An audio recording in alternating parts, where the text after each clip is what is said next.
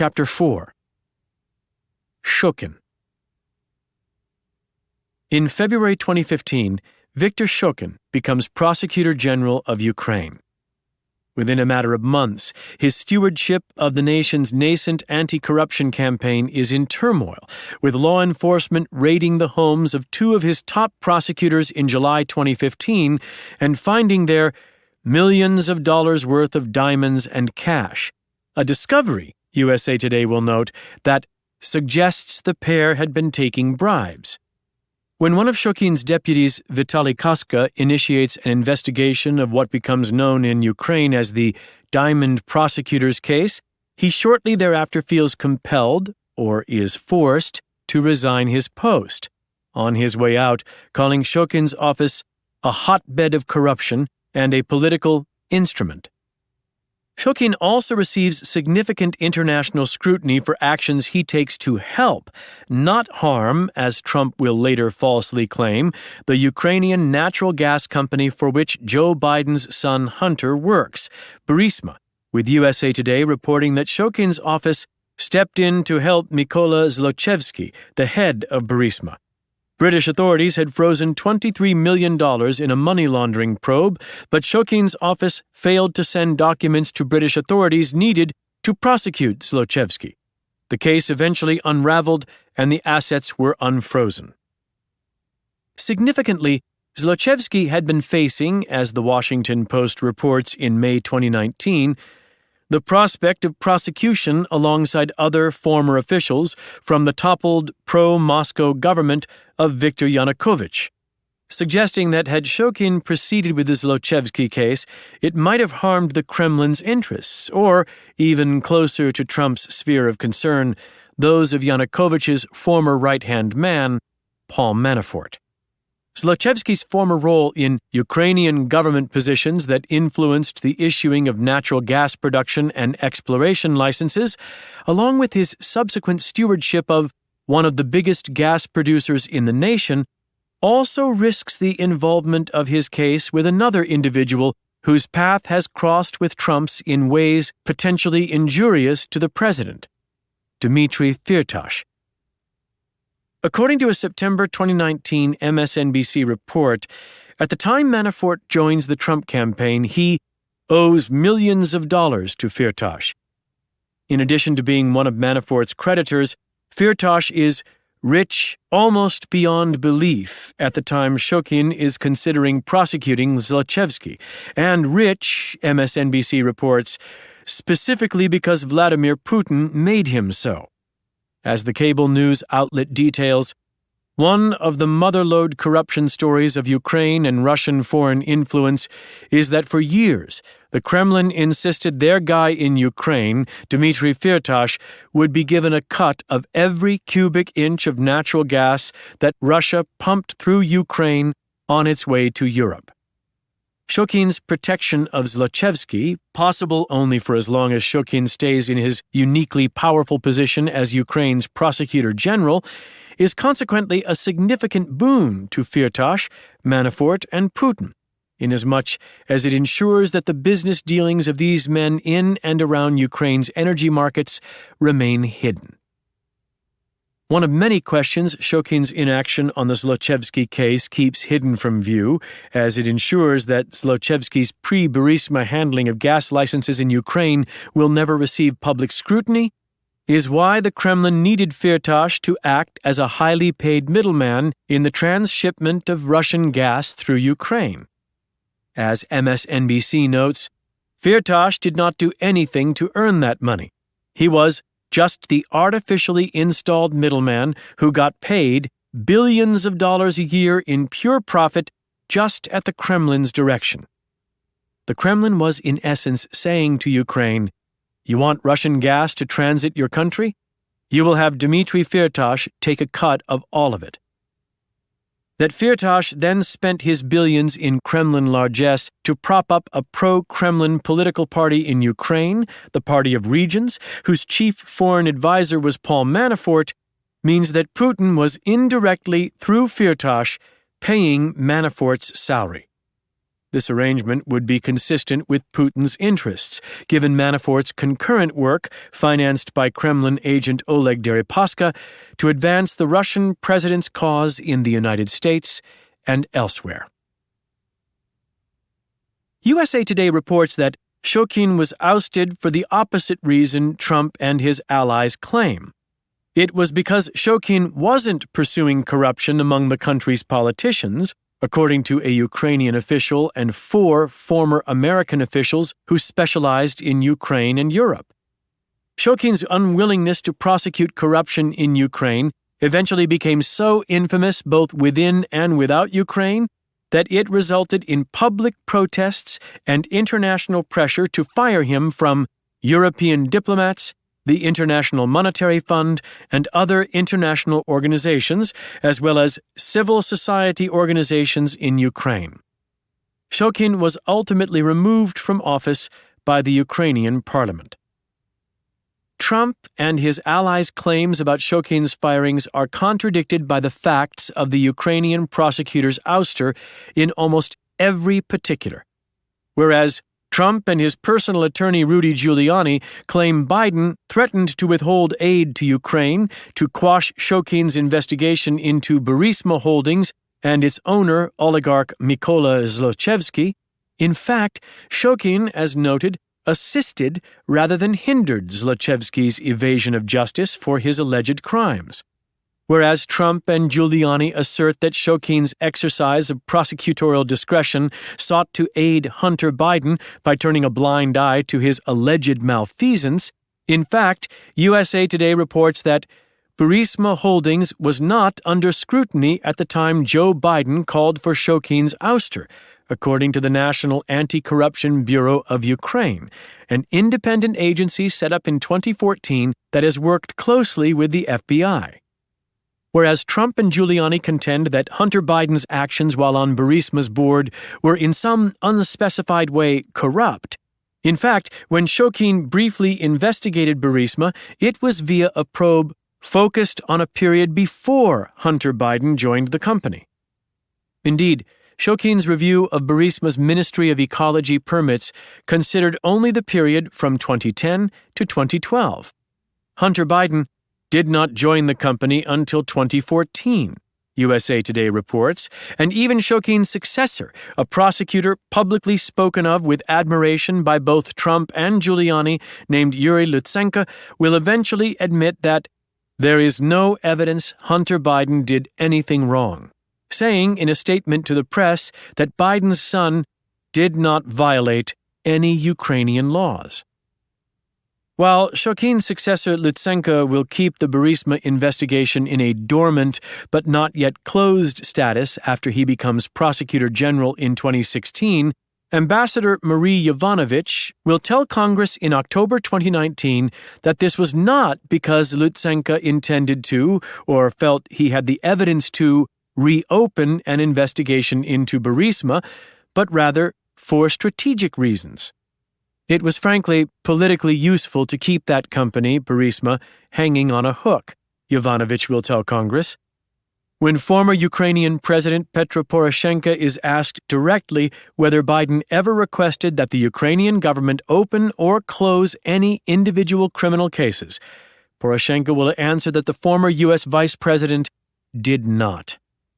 In October 2019, one of Trump's foremost defenders in the U.S. Senate, Senator Ron Johnson, Republican Wisconsin, will concede that he signed a letter in February 2016 endorsing the collective view of Biden, President Obama, the European Union, and the International Monetary Fund that, as stated in the letter, urgent reforms to the Ukrainian Prosecutor General's office and Ukraine's judiciary were necessary during the period Shokin was Ukraine's Prosecutor General.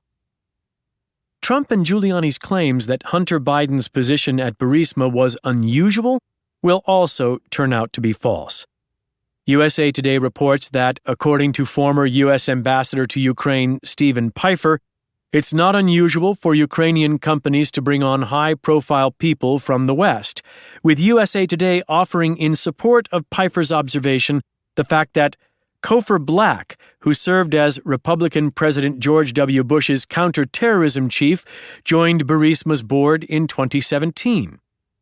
While Burisma may have sought in 2014 to burnish its image and gain influence by hiring Hunter Biden, an attorney, Navy veteran, adjunct professor at Georgetown University, member of the President's Advisory Board for the Catholic Charities of the Archdiocese of Washington, and board chairman at World Food Program USA, at the time Hunter's father was calling for Shokin's termination at the end of 2015 and beginning of 2016, Burisma was not only no longer under ongoing investigative scrutiny, it was already working toward a November 2016 settlement and a fine paid by one of the firm's accountants, per USA Today.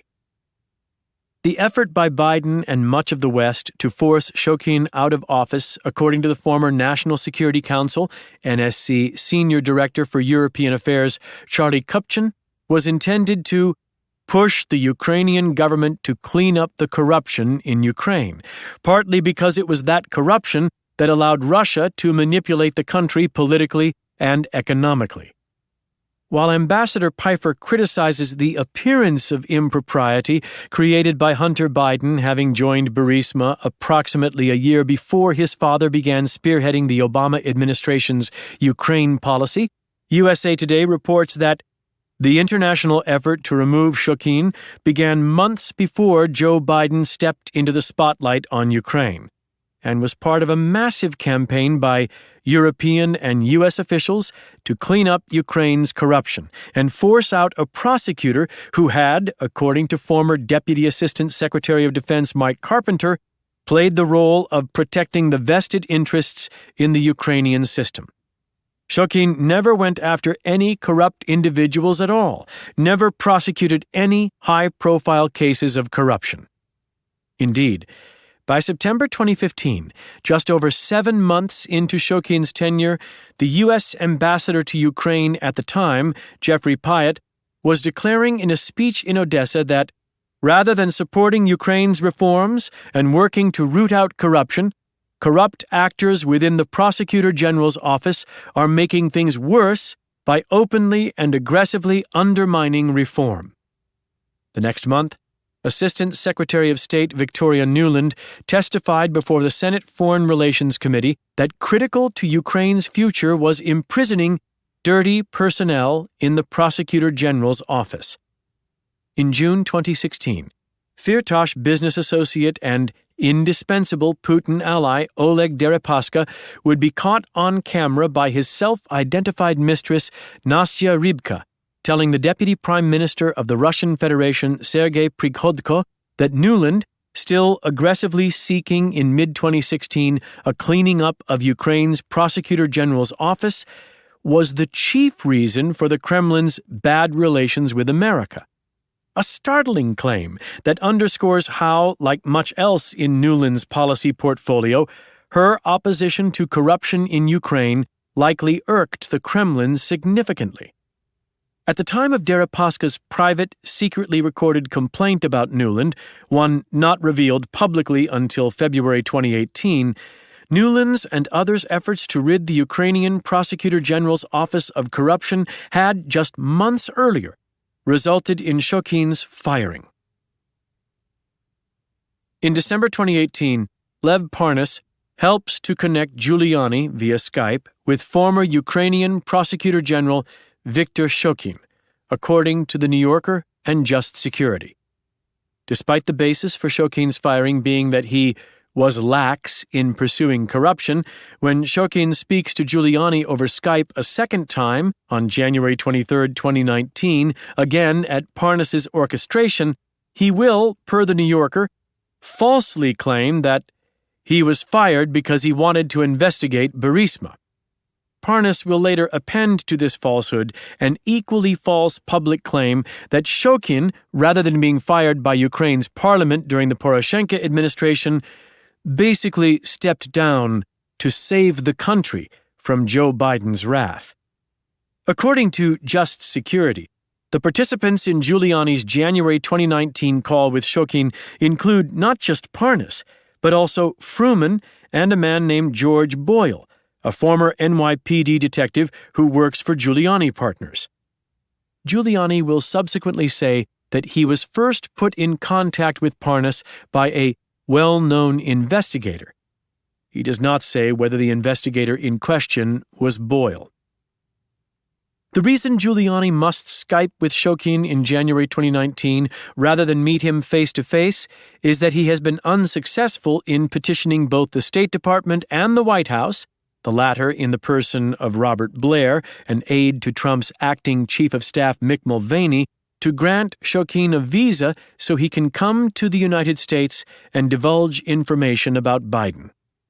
CNN will refer to Giuliani's back-channel visa request as an attempt by Giuliani to directly influence the actions of the federal government. By the time of the second Giuliani-Shokin Skype conversation, it is widely known that Joe Biden plans to run for president of the United States in 2020. Moreover, every public poll shows Biden handily defeating the incumbent president. Among the national polls with published results, online surveys by Democratic firm Public Policy Polling, PPP, all conducted between March and December 2017, put Biden between 12 and 18 points ahead of Trump in a head-to-head general election matchup. Meanwhile, two additional polls, an October 2017 Emerson College poll and a January 2018 poll by CNN, returned similar results, revealing a 9-point and 17-point Biden lead, respectively. The only other polls conducted between January 2018 and November 2018, 3 PPP polls in February, March, and June 2018, give Biden leads over Trump of 9, 17, and 14 points. Meanwhile, polls from PPP, Emerson, and Rasmussen between March 2017 and October 2018 show Massachusetts Senator Elizabeth Warren either tied with or holding a moderate lead over Trump, up to a maximum of 11 points, and PPP polls released between June 2017 and June 2018 give Kamala Harris an even narrower margin of victory over the sitting president, with results ranging from a tie to a 6-point Harris victory. That Biden poses the greatest Democratic threat to Trump's re-election in 2017 and 2018 is a fact Trump himself seems to acknowledge. In March 2018, according to the New York Times, he threatens the former vice president, writing in a tweet that Biden would go down fast and hard if the two men ever physically fought. While Trump's warning to Biden is ostensibly a response to an earlier statement by Biden that if he'd known Trump in high school, he would have beat the hell out of him for disrespecting women, Trump may also be unnerved by another recent incident. As the Times reports, Biden, amidst talk of a possible 2020 presidential run, campaigned in early March 2018 for a Democrat in western Pennsylvania who won a special congressional election in a district that had previously been considered Trump country. Mr. Trump campaigned for the Republican candidate, who lost. A July 2018 Axios report confirms that Trump has been badly shaken by Biden's superior popularity in Pennsylvania, a major 2020 battleground state, with the digital media outlet revealing that advisors to President Trump say Joe Biden is the Democrat he most fears running against, and that Pennsylvania is the state he worries most about flipping against him. Axios adds that Trump is not worried about either Warren or Vermont Senator Bernie Sanders, both of whom he perceives as weak and not capable of appealing to his base of working-class whites. It is perhaps no surprise, then, that July 2018 also sees Trump musing publicly about a 2020 matchup with Biden, with the president telling CBS News that he dreams about Biden being the Democratic nominee, adding, "I'd love to have it be Biden." Referring to the CBS News interview, Axios notes dryly that what Trump meant was wouldn't. The truth of Trump's willingness to face Biden notwithstanding, the president certainly would not have been pleased with a spring 2018 poll, revealing that in the view of a plurality of Americans, Biden would indeed defeat Trump in a fistfight. According to the poll, 37% of Americans would bet on Biden and only 32% on Trump.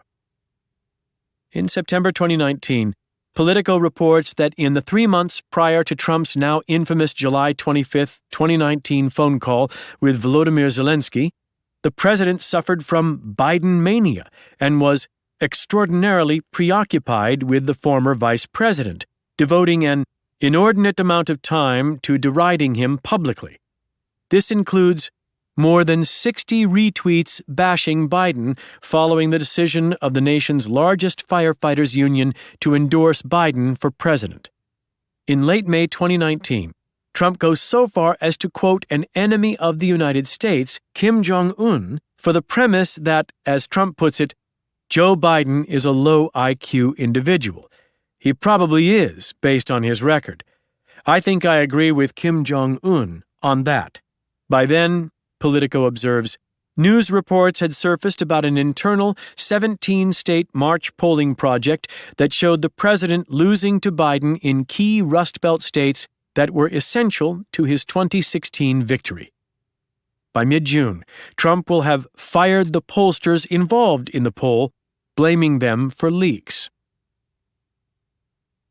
On April 8, 2020, Vermont Senator Bernie Sanders' suspension of his presidential campaign makes Joe Biden the presumptive nominee of the Democratic Party for the 2020 presidential election.